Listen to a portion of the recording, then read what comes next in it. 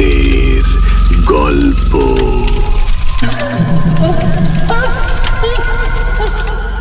ময়মনসিংহের এক গ্রামে ছিল পুরনো একটা শ্মশান ঘাট। দিনের বেলাতেও জায়গাটা অদ্ভুত নীরব থাকত। গ্রামের বয়স্করা বলতো, আমাবস্যার রাতে সেখানে কেউ গেলে নাম ধরে ডাকে কেউ। সোহেল নামে এক কলেজ ছাত্র এসব বিশ্বাস করত না। বন্ধুরা সাহস পরীক্ষা করার জন্য তাকে চ্যালেঞ্জ দিল। আমাবস্যার রাতে শ্মশান ঘাটে গিয়ে একটা গাছের সাথে লাল কাপড় বেঁধে আসতে হবে। রাত 12টার দিকে সোহেল একাই গেল। চারদিকে এতটাই অন্ধকার ছিল যে নিজের হাতও ঠিকমতো দেখা যাচ্ছিল না। দূরে পোড়া কাঠের গন্ধ ভেসে আসছিল। সে গাছের কাছে গিয়ে কাপড় বাঁধতে গেল। ঠিক তখন পেছন থেকে কেউ খুব আস্তে বলল, সোহেল। সে ভাবল বন্ধুরা ভয় দেখাচ্ছে। ঘুরে তাকালো, কেউ নেই। আবার কাপড় বাঁধতে গেল।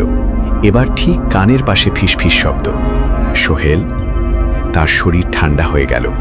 হঠাৎ বুঝতে পারল শ্মশানের অন্য পাশে একটা ছায়া দাঁড়িয়ে আছে। ধীরে ধীরে ছায়াটা এগোতে লাগলো, কিন্তু হাঁটার কোনো শব্দ নেই। সোহেল দৌড় দিতে যাবে, তখন মাটির ওপর শুকনো ছাই নিজের থেকেই নড়তে শুরু করলো।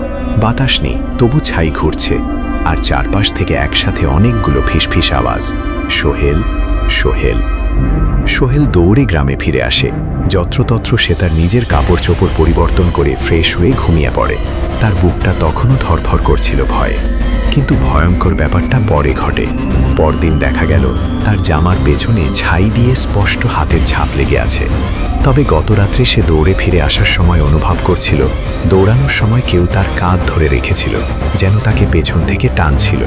তারপর থেকে প্রতি আমাবস্যা এলেই সোহেল অসুস্থ হয়ে পড়ে, আর মাঝরাতে ঘুমের মধ্যে বলে, ওরা আবার ডাকছে, আবার ডাকছে।